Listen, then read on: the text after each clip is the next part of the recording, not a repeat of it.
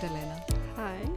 Welcome to Take Advantage and thank you for being here. Thank you for the invitation. It's a pleasure. So, I know that you've been here at LIST for quite some time now. I went on your LinkedIn. I did a little bit of stalking, of course.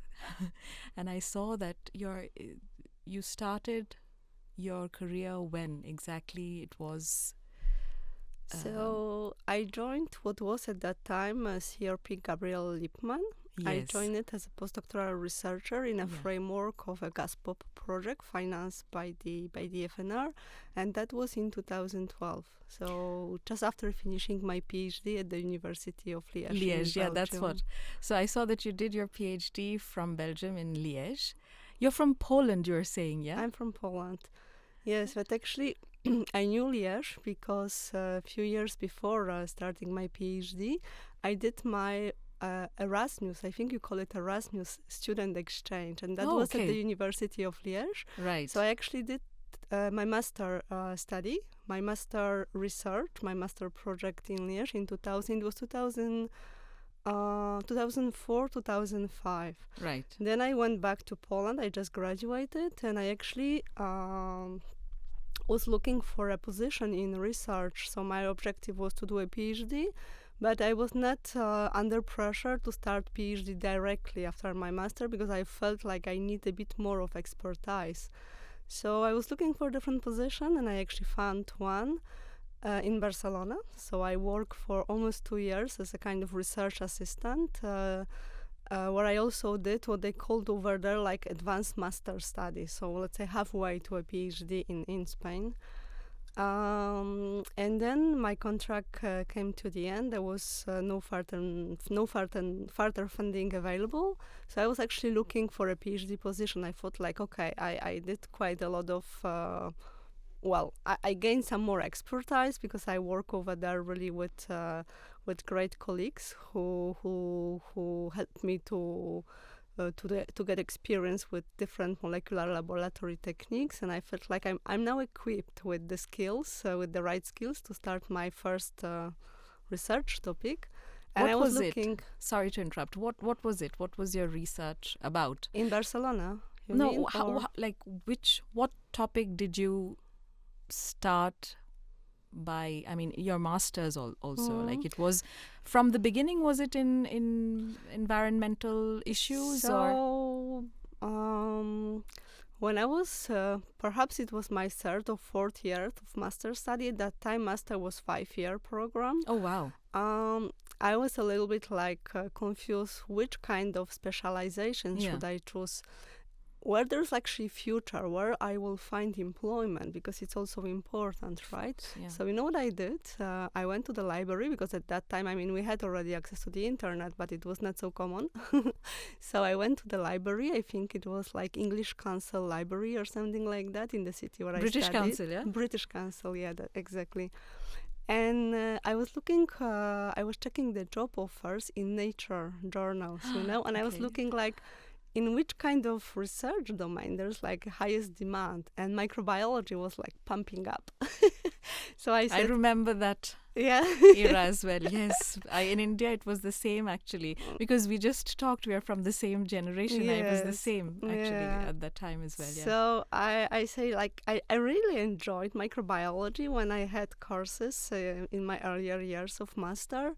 I enjoyed the practical part in the laboratory. So I say, this is something I think I would like to do. So I more specialized into microbiology, or started taking part in research of other, let's say, PhD students at that time. So I was helping them in my free time between the courses. I was going to the laboratory, helping them with cultivating microbes and so on. And that was a kind of leading domain at that time. What brought you to Luxembourg? After finishing my PhD in Liège, I was actually looking for a position, and I was not really limited by like geographical location or something. I was already abroad. So I say, let's go crazy. I was looking for positions in Australia, New Zealand. I always like ocean and marine biology. That was like my second second choice. I mean, initially I was really inspired by marine biology and I wanted to do this, but everybody was like, okay, there is not a lot of, it could be a hobby, but there is not a lot of employment possibilities in marine biology. Biotechnology has like a better future. But I was still like, enjoying a lot this. So I was thinking, okay, let's try to get a position in some tropical places where the ocean is, next door and so on. So I was applying there, and when I was looking for those positions, I saw this announcement from Luxembourg, from CRP Gabriel Lippmann at that time, and it was really fitting. The requirements were fitting, my skills and my topic, because at that time I work in the domain also of biomass deconstruction, but for biohydrogen production. And honestly, I didn't know much about research in Luxembourg at that time, even though I was in Liège, which is, in terms of geographical distance, it's not that far, but we did not really collaborate with Luxembourg, at least not the team where I worked. So I didn't really know what was about, the research in Luxembourg. And then I applied. So they invited me for the interview, and I really got a very good impression. And I say, yeah, that's it. I don't have to go that far, actually. I will enjoy life in Europe as well. And why not Luxembourg? So at that time, it was a position for 3 years. So it was what, research associate or something like that, It or a was postdoc? A kind of postdoc, yes. Yeah, I okay. mean, we had different career levels at that time, but you can call it a postdoc. So like early career research associate. It was to work in a framework of a GASPO project, which was financed. It was a core project financed by FNR, and it was really in the domain of anaerobic digestion, so biomass decomposition for biogas production, for energy production. And my task was to develop tools, optimize tools to characterize microbes, which are responsible for the whole process. Characterize microbes. What does that mean? Which means to find out what are the microbial communities which are decomposing biomass in anaerobic digesters, because the process of biomass decomposition is run by bacteria. What is anaerobic digestion? What does it mean? So anaerobic digestion, it means this is a process of degradation, so decomposition of organic matter. So organic matter means mainly plant material. So any sort of residues from agricultural sector, food waste, for example, that can be degraded, something that can be composted. Probably composting is the word that everybody knows. So anaerobic digestion is a composting, but without the presence of oxygen. So there is no oxygen. In the composting process, oxygen is very important. In anaerobic digestion, there is no oxygen. And at the end of the process, we recover methane, biomethane. And this is natural gas, basically. So this is energy vector. And does that happen naturally, or the anaerobic digestion, does it happen naturally in nature, or did you have to do it in laboratory? It does happen naturally. For example, in the digestion tract of mammals, including people, you can have some microbes which will be producing methane, even you don't realize this. Okay. It happens, for example, in the sediment. Whenever the anaerobic conditions are present, there is a lot of biomass, so plant material which is decomposing. Oxygen is consumed by bacteria, and then anaerobic conditions start and biomethane is produced. So this is a natural process, but of course people industrialize this process. So we run it in big anaerobic tanks, big anaerobic reactors, where we put all sort of organic material that otherwise would be landfilled or composted. We put it into the reactor. Let's say the process takes about 1 month, and from biomass there is this biogas produced. And what do you do with it? Biogas, it's composed of carbon dioxide, which is not a product of our interest, and methane. So methane is actually the energy component of the biogas, and this is what we use. For example, methane can be injected to the natural gas grid of a city. So you can actually use it in your kitchen for cooking without realizing it comes from microbial decomposition of biomass. Or it can be also burned in big engines to produce electricity. So in Luxembourg, we have 2 scenarios. So some biogas units, there are around 20 biogas units in Luxembourg. Some, they specialize into biogas upgrading. So you get rid of the carbon dioxide and you inject pure methane to the gas grid for energy, or you produce electricity from it.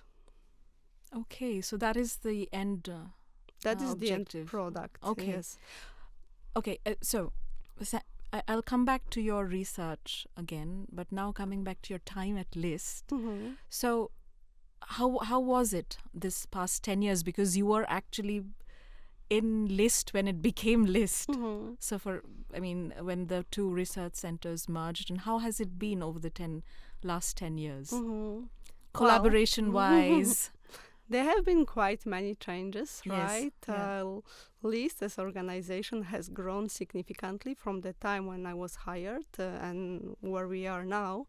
Some colleagues, which were there present when I was recruited, are still here, but many retired or went for other career paths, and the new colleague arrived, new domains opened. So yeah, there has been quite a lot of things happening around these last 10 years. How has it helped your career? Or, Mm-hmm. has it given you the push that you wanted? Definitely. I mean, I started as a non-permanent position, and I'm here after almost 13 years now. So because I was quite ambitious from the beginning, and I had this opportunity to apply for projects. So at the beginning, it was not, let's say, under my name because of the rules that were in place that time. Non-permanent positions couldn't really apply for projects, but let's say I was the driving person behind the project acquisition. So we managed to secure funding for another 3 years. Then other projects came where I also contributed, and this was kind of acknowledged by the management. And at some point, they've seen enough potential, and they offered me a permanent position.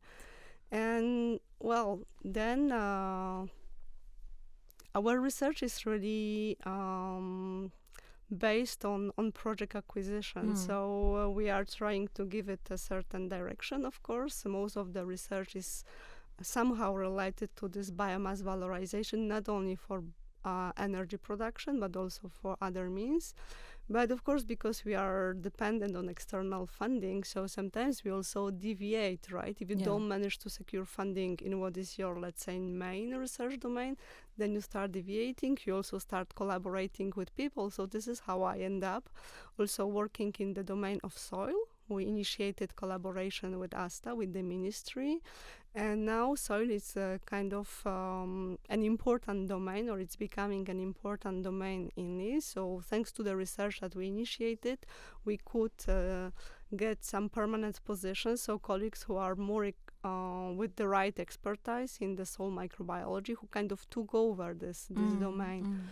But as a curiosity, for example, we also had one project on termites, which are quite exotic.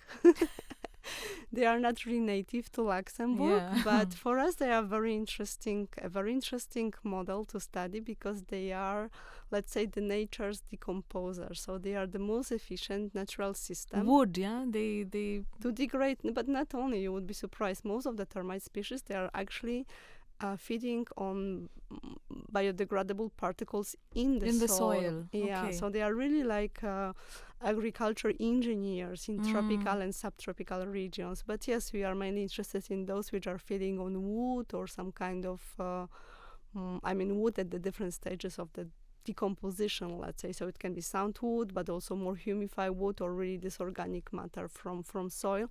And we are looking into enzymes that and the mechanisms and the enzymes, because they are so efficient to degrade this plant biomass. We want to learn from them, and we want to mimic the processing in the laboratory with the objective to improve industrial processes. And now biomass degradation is really at the basis of the developing biorefinery sector, right? So like in the past, we were relying a lot on natural resources, on fossil fuels in the refinery sectors, which we are now shifting from to the biomass. So what we could get from fossil fuels, we can get from biomass. We just need to learn a bit more from nature. How do they do it? How the different systems they do it, and then exploit it and apply. We were talking about something that you did in the United States as well. You were for what was it about? Can you just tell us what? it was a So, special project or something. yeah, before coming to Liz, I worked and lived in different, mainly European countries, because I really think that mobility in research is really important, because you get experience, you learn from colleagues working in different domains, in different labs, and so on. So after having worked for more than 10 years in one place, I felt like it's really a time to move. Yeah. Of course, I don't want to move, like completely, to go for I don't know, to move to another country. I have family, I have kids which are at school, so it's not so easy at this stage. But there are possibilities for temporary moves, right? So FNR offers this possibility of mobility grants. I applied, I got this grant, and we actually could move with the whole family to the US, to California for 1 year. Oh, wow. So I work at the University of California in Santa Barbara in one of the best teams specialized in characterizing microbes and fungi, which are really good in biomass degradation. So I could really learn a lot from them, but they could also learn a lot from me, because they run more fundamental studies, and I open perspectives for the application of what they discover during their fundamental research work. So what could be the avenues for the application? So we continue collaboration. This collaboration extended to other universities in the United States. So for example, Berkeley is also included. We also engage some colleagues from Paris Sorbonne University, with whom we used to collaborate in the past. And we are trying to build this kind of consortium where everybody could contribute with own expertise to the same topic, let's say, to boost this biomass degradation for the different biorefinery applications. How do you see this research into biomass degradation evolve now? Like, what is the future of it? So I think that we should no longer be talking just about this process of anaerobic digestion. So because in many countries in Europe, because this process of anaerobic digestion, biomethanation is a kind of synonym. So in many countries, this is very well implemented industrially. So for example, in Germany, I don't know, you have probably I don't want to give a fake number, but probably close to 30 or 40,000 anaerobic digestion reactors units, industrial units producing biogas. But they rely a lot on energy crops, for example. So there's a problem, with food and feed production, that you extend agricultural land use to produce feedstock that is not used for food but for energy production. So there's a conflict. So what we want to do, we want to promote valorization of waste. So in Luxembourg, energy crops are also used, but there is a lot of waste valorization units. So basically waste from canteens, restaurant, agricultural residues for sure, but also from restaurant, supermarkets and so on. Whatever is expired ends up in those anaerobic digestion those biogas units. But so far, industrially, when we talk about those units, it's mainly about methane production, but you can get much more from the process. So if you, by using specific conditions that you apply to those reactors and to those bacteria, the processes will be derived to different products. So exactly what you can get now, all sorts of different chemical products that you can get from fossil fuel refining, you can get from biomass. So this is the avenue that we are taking now. We are really trying to extend the portfolio of applications of this process of anaerobic digestion, not only looking at methane production, so biogas production, but also all sorts of other products which can be used for cosmetics in different industrial sectors. So exactly the same what can be get from fossil fuel can be obtained from biomass. I have a question. I mean, we know the undesirable effects of fossil fuel, right? So why is this being not adopted on a large scale? I think there's a lot of politics behind this, right? So I'm a scientist. I'm not a politician. Yeah. We all know about all this lobby. Is it cost efficient? Is there Some processes might be. For sure, they are not as cost efficient as refining fossil fuels, but there is not enough resources invested in making them more cost efficient. So I guess it's for something, right? There is a purpose behind this. The legislation is always not very favorable. For example, what is the leftover after the process of biomethanation? So this, let's say, this muddy sludge, it's a fertilizer. It's a biofertilizer, but you have limitations on how much of this biofertilizer you can actually use. So first, they promote the use of synthetic fertilizers and only a minor quantity of biofertilizers that can be used. Because they say, the legislation says that there is no research showing advantages of using biofertilizer over synthetic fertilizers. Of course, there are some research, and this is even our team contributed to this. We show in several field studies that when you apply this biofertilizer, you decrease, for example, the leaching of different nitrogen species. And we all know that leaching of different nitrogen components from agricultural sector it's very big, and it's a huge environmental problem which leads to eutrophisation of different water bodies, right? Contamination of underground, but also rivers and lakes and so on. So there are many benefits, but still it's difficult to talk to politicians and to convince them to actually trying to to change the legislation and to promote the bio-based processes. So it's not always so evident. The path from the research to the application to the market is not always so evident. If you had to give a sort of an advice to a girl, an aspiring female student who wants to, because we talk about girls in STEM and girls taking up science, and your trajectories, it's wonderful. So if you had to give a piece of advice to a girl listening to you, if you are motivated, don't give up. There's so many possibilities around the world.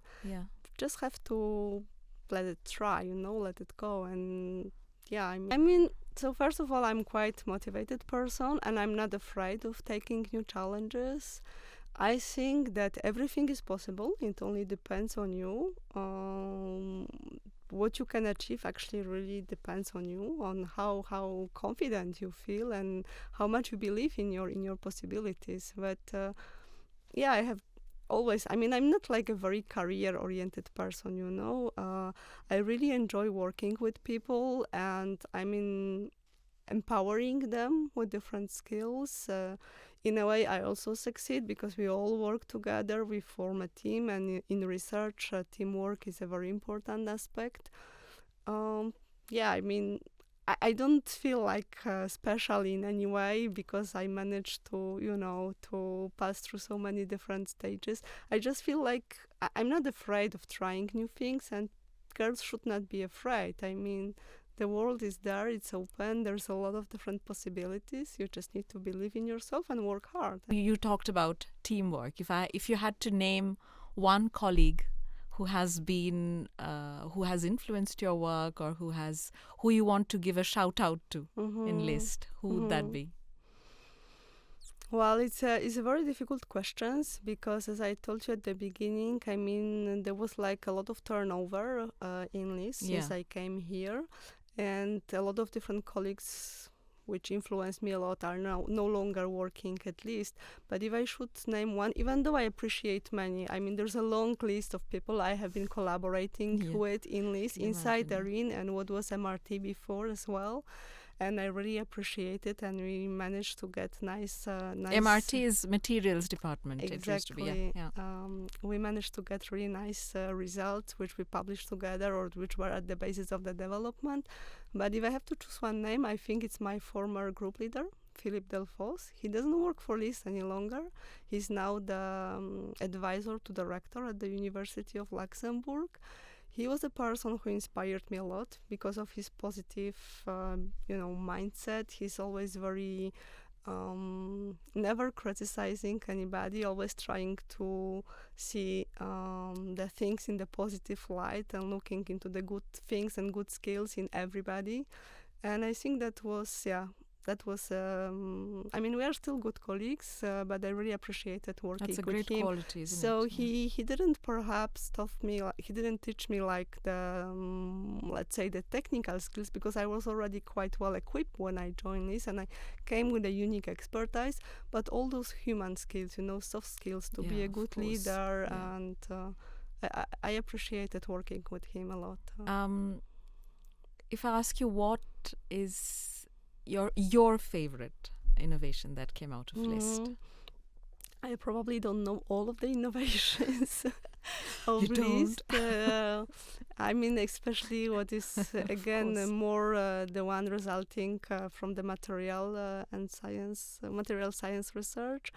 But if I would have to choose one, I'm not going to choose anything from our research, but one that I really admire a lot is the development of this artificial lung system of Arno Gottlieb team. Yes. I really think that this is a kind of example to follow, how from really fundamental research they managed to reach a spin-off now. In vitrolize. Yes, exactly, in vitrolize. So I'm quite inspired by this path. And last but not the least, if there was, if there is a book or a podcast that you listen to that you would like to recommend to our listeners. Oh, I'm really bad with this. I'm reading a lot of scientific literature, and then I really like literature, like in general, Yeah. But I'm not really reading kind of books like how to become a better manager or something like this. I'm not listening a lot of podcasts. I mean, it's difficult to find the time. But I remember when I was like smaller, who inspire me. So there were two actually kind of people who inspire me. So a person that is really known, so is Jacques Cousteau. I was really inspired by his work, and I wanted to become a marine biologist at that time. And I think this really inspired me to become a scientist in general. But I also had in my family, I had some good examples to follow. One of my uncles, so an older brother of my father, he used to work in diplomacy. He was ambassador in different countries. He spoke 7 languages. So it was a kind of authority for me to follow. And it was just in my family. So on personal level, this was also a person who inspired me quite a lot to pursue. I wanted to be like him. He was more economist. I don't like economy, mathematics. It's not really my strong point. So I found my own way. But it's always good to have somebody like that in your family who can give you the example, right? Exactly. Yeah, the role model. Well, thank you so much, Magdalena, for your time today. Thank you very much as well. And I hope to continue our conversation some other day. Of course. We had to cut short today. Pleasure. Thank you so much again. Thank you.